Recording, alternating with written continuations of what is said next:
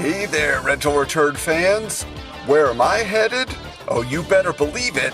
It's time to hit up Captain Video in San Mateo, California.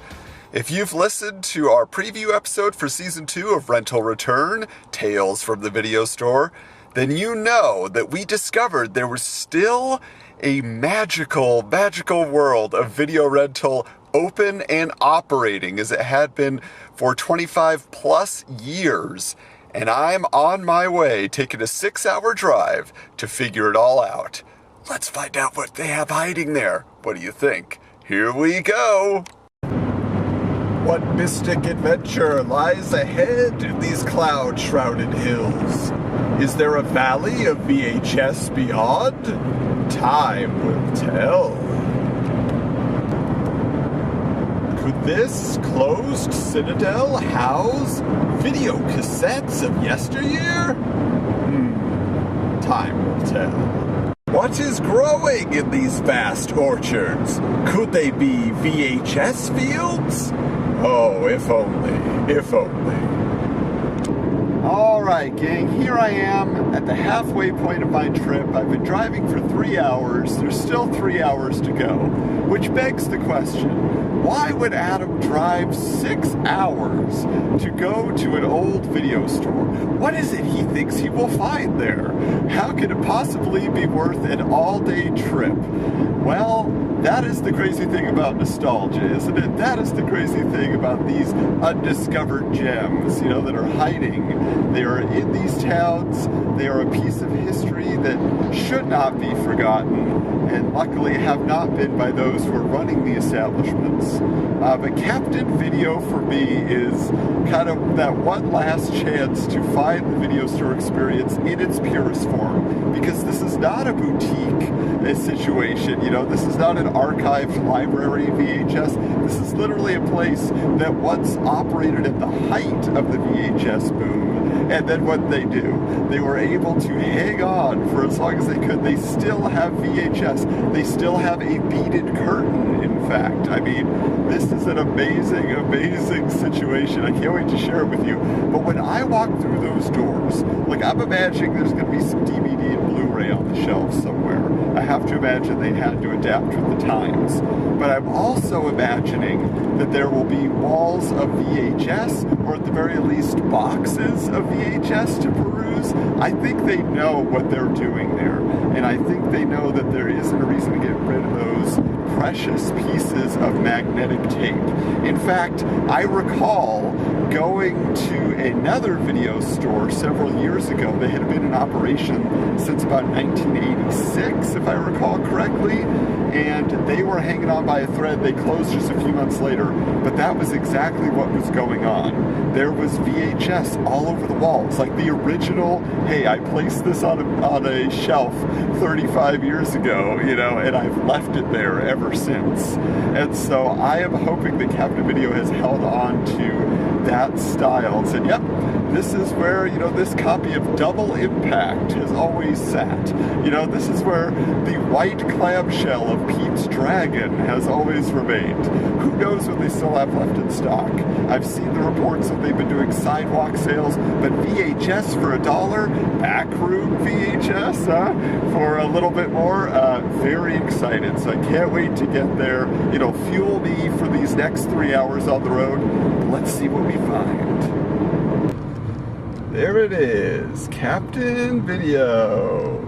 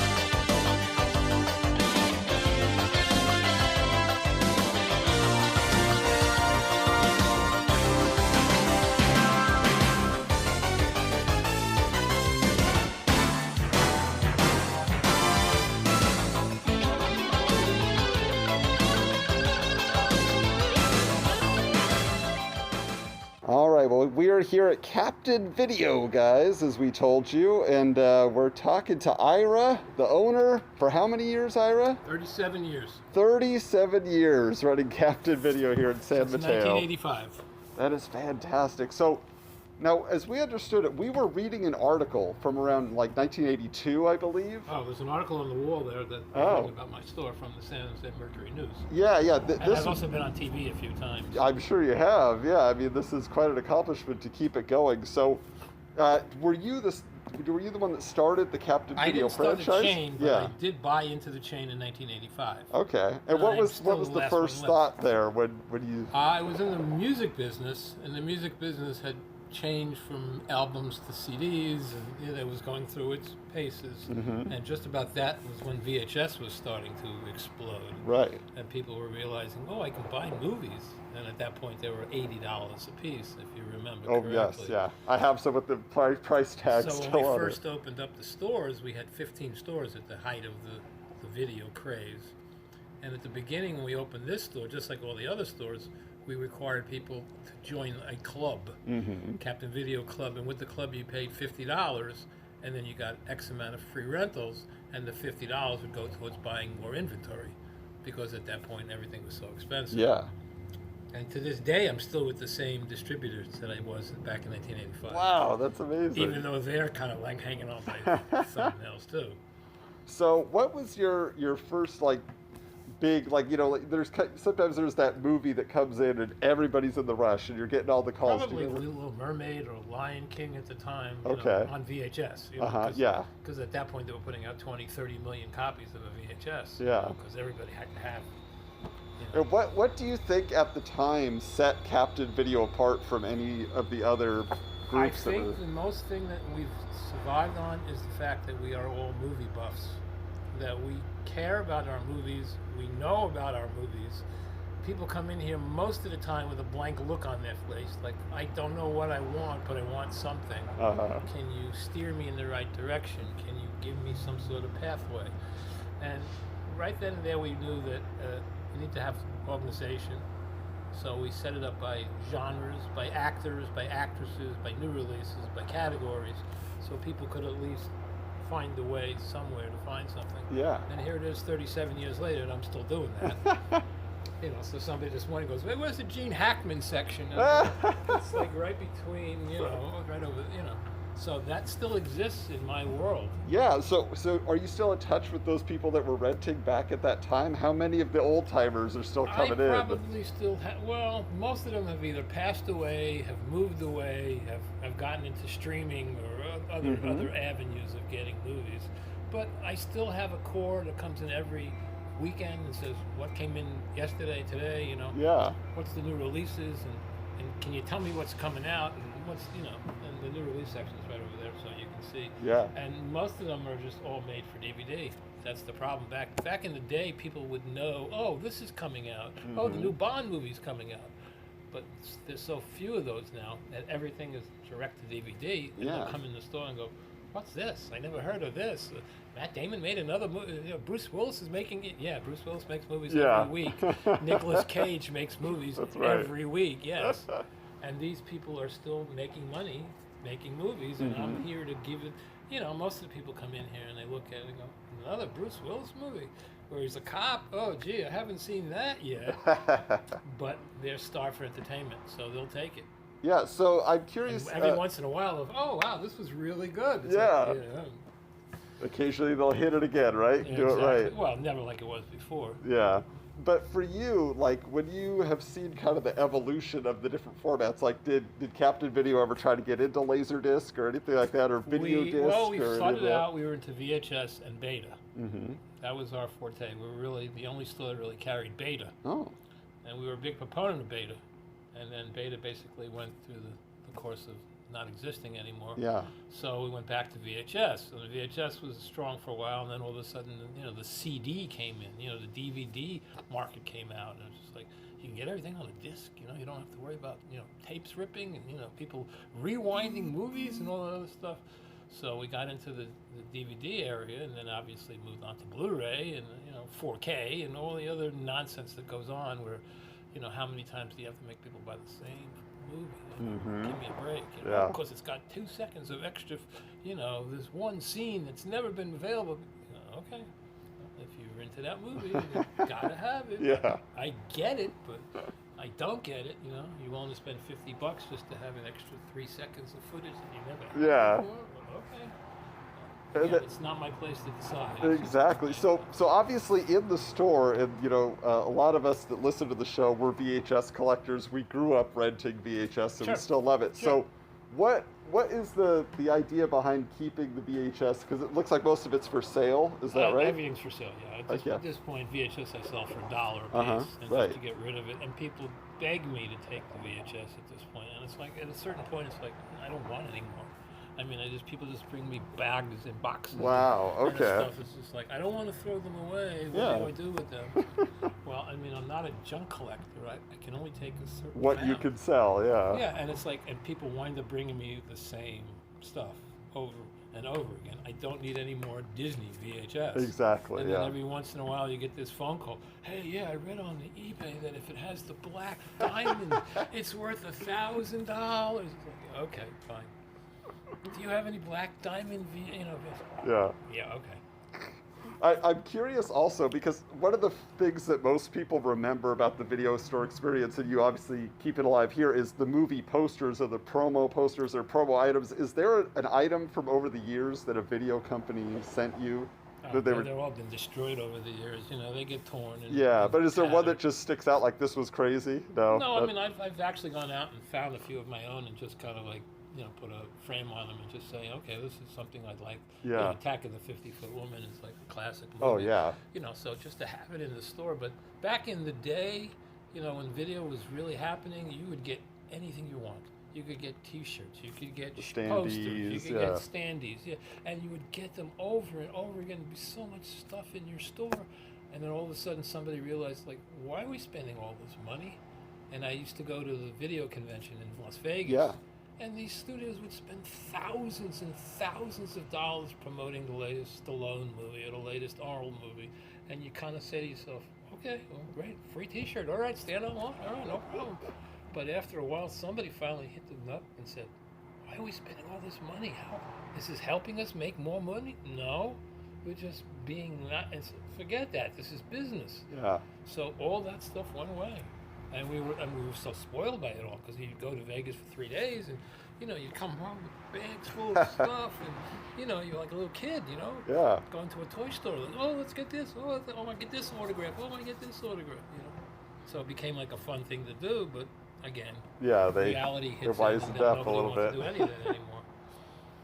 Did you yourself does the passion stay with you all these years? Is that why the store is still open? Like, what for you keeps Captain Video around? I still get an urge when somebody comes in the store and says, hey, can you recommend a movie to me? And I give them a movie and they come back the next day or the next week and say, that movie you gave me, that was really good. I really appreciate it. You got any more? And it's kind of like, okay, click the brain on. But it's just the connection of the, like, hey, I know what you want and I know, or maybe I don't know what you want, but at least I can help you find something that you want and I can turn you on to something that maybe you weren't unaware of. I mean, there's just so much product, especially now where there's no more theater, so everything is made and there's so many channels and there's so much material out there. Yeah, you can flip through, but you never know if it's good. But you talk to somebody, but even me, I don't have time to watch all these movies. How many Bruce Willis movies do I really need to watch? But if there's a new one that came in, these two came in the last 2-3 weeks, so it's like you're looking at them going like, it looks like the same movie, and it probably is. Yeah. They just changed the title and they changed the clothing, and that's about it. So yeah, there's still a passion. It's waning over the years because a lot of people have taken advantage of it in a way. They kind of pick my brain, and then it's like it's the old. I'll go to the store, I'll see what they have, and then I'll go online and buy it cheaper. That's what people. Everybody's looking for a deal. Everybody's looking to get in on something. Yeah. So it kind of saps your energy sometimes. When you want to do something nice and somebody really appreciates it, you go, okay, that's great. Yeah. But those days are far in between because people can click on IMDb. They don't really need me to tell them what to watch. They can, if they want to spend the time. Is there for you like when you kind of look over the history, is there a film that has just stood the test of time? Like every time you've recommended it, somebody says it's great, or it's always Well, you been can go through all the interested? genres of the Gone with the Winds and the Yeah. Goodfellas and the Scarfaces. You'll never Mhm. go wrong with those kind of movies. Yeah. But every once in a while, you'll find a movie like, I don't know if you've ever heard of a movie called Big Night. Oh yeah. Where these two guys open a restaurant, Yeah. and the food is just you Stanley watching Tucci, right? Yeah, you're watching the movie, and Tony Shalhoub, the guy from Monk, Yeah. and you're watching the movie, and your mouth is watering just looking at all the food that they're preparing. And movies like that, where they connect with you on a level that you're not really thinking about, you know, Yeah. you're just like, I just want to watch a movie. And then you watch this movie and you go like, wow, that was really good. I really enjoyed that. I've never heard of that. I've never heard of those people. I've never heard of that, you know, that topic before. Yeah. And that every once in a while that comes around. Not so much anymore. It used to be all the time. Mhm. You would find something that would like, wow, knock your socks off.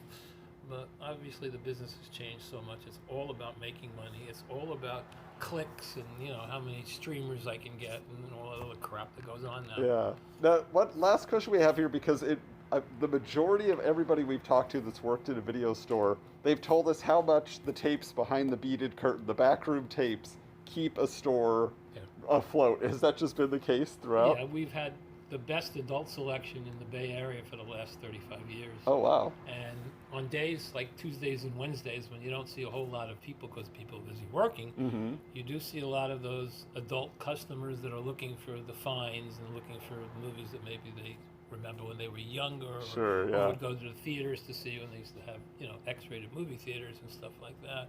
So that business has changed also with the streaming, because again, now you can just click on and spend $20 a month and get as much material as you want. While Mhm. before you have to, you know, rent a machine and buy it and hide it from your wife and all the other stuff that went along with that kind of stuff. Yeah. You know, so but that's still a big part of the business, and without it, I don't know if I'd still be here long ago. I'd I probably know. be long gone. That is amazing. Yeah, to But this again, day. that changes all because, you know, when Blu-ray happened so big out in the regular market and totally died in the adult market because they wanted way too much money for them.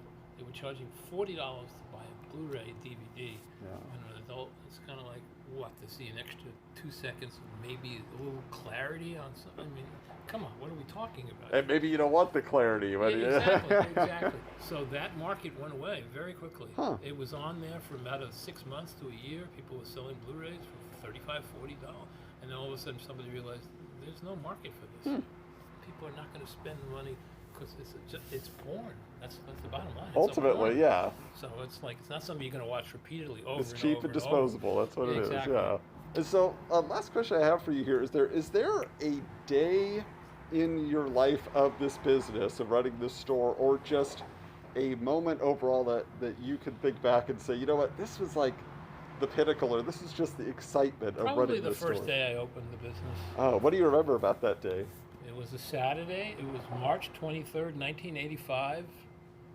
I had lived in New York with my dad. I moved out to California. My dad stayed in New York. He came out from to California just to be with me for opening day. We had banners in the store. We had, you know, stand-ups and little alcoves everywhere because everything, you know, you try to make as much room as you could because there was so much product back then. And just that first day, we only did like, I don't know, maybe 20 rentals, 30 rentals, but just getting people to walk in the store and go, oh, what's this? Oh, a video, oh, wow, that's cool. And how do I give you 50 bucks. Really? I have to give you, yeah, you give us 50 bucks and then you can choose from some movies and then you bring them back and then you get some more and we'll have more because you're giving us money to buy more. And then the business just kept going on and on and on. So probably the day one, just having that feeling of like, well, I accomplished this and this, I set it out and I'm still here. And yet a year later, Blockbuster came around and basically wanted to chase me out of business with all the other people like me. And here it is 35 years later. It's like, no offense, but fuck you guys, you know, You you're did it, long yeah. gone and I'm still hanging on maybe by a thumbnail, and maybe I should have closed 20 years ago, but it's something that you've gotten used to and something that it's part of your life, so you don't want to just give it up. Yeah. And I guess that every once in a while somebody will bring the movie back or buy a movie and say, you know, this is really good. I really appreciate you. Thank you for being here. And it's kind of like, okay, you're welcome, but I mean, I appreciate your thoughts. You know, it's nice to know that people do appreciate what I do. And I've had some health issues the last couple of years, and I've been in and out of the hospital a lot. And when I get out of the hospital and I'm back open again, people come, "Hey, I came by your store last week. You were closed. Are you okay?" And they want to know what happened, how you feeling. Is there anything I can do for you? Can I buy you lunch? It's kind of nice in a way, but in a way I feel like I'm disappointing them by not being here when they came by. I'm sitting in a hospital room going, no, and I feel like I'm disappointing them by them coming by and I'm not here. And it's like, again, it's a four-wall building, but it's me. Yeah. And they're coming to see me. They're not coming to see, the Gene Hackman section. Yeah. So it becomes kind of like you're my friend, you're my family, this is what you want, okay, this is what I have for you, we'll see you next week, thank you very much, and have a good week. And that's the way it's become, but it's become less and less of that over the years. Sure. The days of Friday nights where there'd be people, you couldn't get out of here on time because everybody wanted, fighting over the new releases, doesn't exist anymore. Yeah, well, we're certainly among those people that appreciate you. And as soon as we found out you were busy, I literally drove 6.5 hours to get here today to meet you, to see the store. Thank you. That makes me feel good. It means a lot that you are doing it and you're keeping it. Yeah. I'm trying. I mean, some days I walk out of here and go like, why did I waste my time getting up this morning? You don't see anybody for hours. Mm-hmm. And then there's other days where people come in, hey, can you buy me this? Can I get this? Can I get this? Hey, can you check on the computer? It's like, you don't have a computer? That's awesome. There's nothing I'm doing that you can't do without me. Yeah. But the fact that I'm doing it for you makes you feel better? Right. Okay, fine, then I'll do it. Because that's why I'm here. I'm supposedly to help you. So that's what I try to do. And some people appreciate it and some people go, eh. Well, that is fantastic. Is there anything else you think people should know that maybe they don't understand about the business after all these years? I think the business has changed so much over the years that it went from one format of just people just renting everything and getting rid of it. I watch it and then I bring it back.